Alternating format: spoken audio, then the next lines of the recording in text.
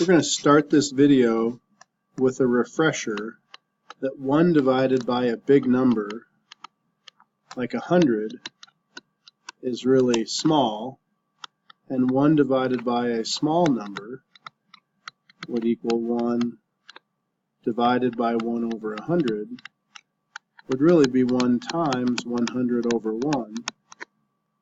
So this is always going to be big. 1 divided by small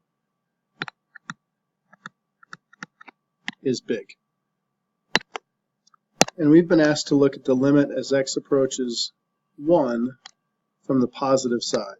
So that's numbers like 1.1, 1.01, 1.001. If I plug in 1 exactly, I get 1 over 0. That's an asymptote. But I don't know if we go to infinity or potentially negative infinity. So that's where I'm going to plug in those really small numbers close to 1. So 1 over 1.01 minus 1 equals 1 over 0.01. Well, that's 1 over small,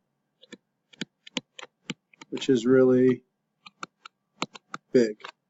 That means this answer is going to positive infinity. So that's a true statement. If we happen to be looking at 1 minus, then we'd have 1 over 0.99 minus 1 would equal 1 over negative small, which would equal negative big, or negative infinity. That's what that limit would be. So it very much depends which side we are looking.